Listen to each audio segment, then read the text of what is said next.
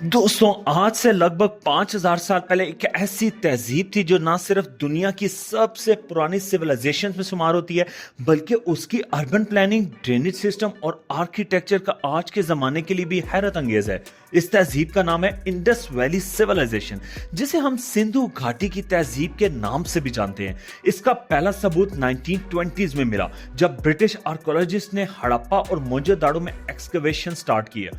यहां मिलने वाले सबूत इतने एडवांस थे कि पहले लोगों ने यकीन ही नहीं किया कि यह 5000 साल पुरानी तहजीब हो सकती है। यहाँ के घरों में बाथरूम्स, प्राइवेट वेल्स यानी जाती कुएं, टॉयलेट्स और एक प्रॉपर ड्रेनेज सिस्टम था, जो कई मॉडर्न सिटीज में भी प्रॉपरली नहीं होता। सड़कें बिल्कुल सीधी, ग्रिड पैटर्न में, जैसे किसी ने शहर को प्लान करके बनाया हो। मिलता है हमें उनका राइटिंग सिस्टम, छोटी छोटी सील्स, ऑर्नामेंट्स और ब्रॉन्ज स्कल्पचर्स, लेकिन आज तक उनकी स्क्रिप्ट्स को कोई पढ़ नहीं पाया।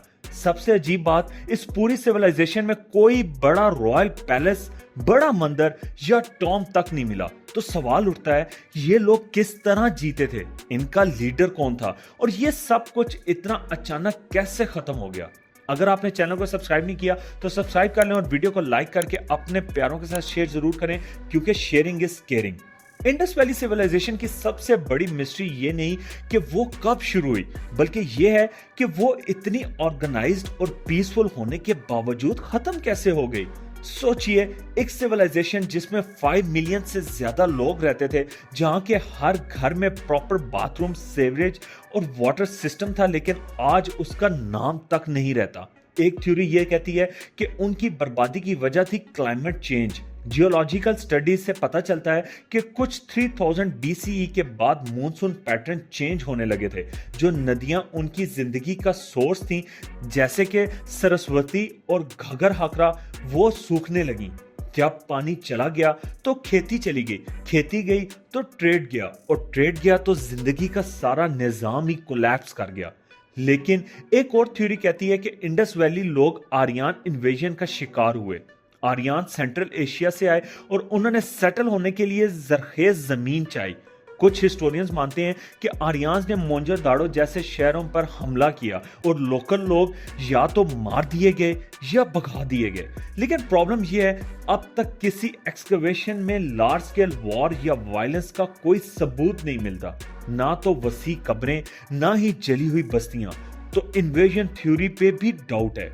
एक और हाइपोथेसिस ये है कि डिजीज या एपिडेमिक। कुछ लोग मानते हैं कि मोहनजोदाड़ो में पानी का स्टैंडिंग वाटर सिस्टम और टाइट अर्बन प्लानिंग की वजह से मॉस्किटो बॉर्न या वाटर बॉर्न डिजीज फैल गई हों, जैसे कि आज डेंगू और मलेरिया फैलते हैं। इतना रैपिड इन्फेक्शन हुआ कि लोग शहर छोड़कर चले गए और फिर कभी वापस नहीं आए। एक और एंगल ये भी है कि ये लोग खुद अपनी स्क्रिप्ट और आइडेंटिटी को लेकर इतने यूनिक थे कि उनका कल्चर बाकी कल्चर से अलग था। लेकिन जब नए लोग आए, जैसे आर्यन, और उनकी लैंग्वेज और स्काफत डोमिनेट कर गई, तो धीरे धीरे इंडस वैली का कल्चर एब्जॉर्ब होता चला गया। ये कल्चर डाइल्यूशन में एक साइलेंट एंड था।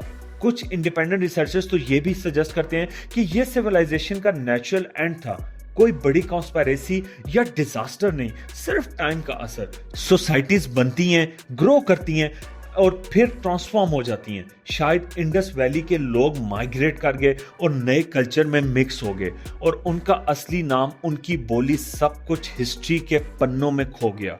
आखिर में सबसे बड़ी पहेली है उनका राइटिंग सिस्टम, जो अब तक हम नहीं पढ़ पाए। जब तक ये लिखाई डिकोड नहीं होती, हम उनकी कहानी कभी पूरी समझ ही नहीं सकते। शायद उनके खत में उनका राज छुपा हो, शायद वो लिख कर गए हो कि हम कौन थे, हमें क्या हुआ। लेकिन बदकिस्मती से हम अब तक अनजान हैं। इंडस वैली सिविलाइजेशन हमें यह सिखाती है कि एडवांस्ड होना जरूरी है, लेकिन सस्टेनेबल रहना उससे भी ज्यादा जरूरी है। उनका सिस्टम इतना परफेक्ट था कि बिना किंग्स, विदाउट टेंपल्स, बिना वॉर्स, सोसाइटी पीसफुल थी। और जब सब कुछ परफेक्ट लग रहा था, तभी ये सब खो गया।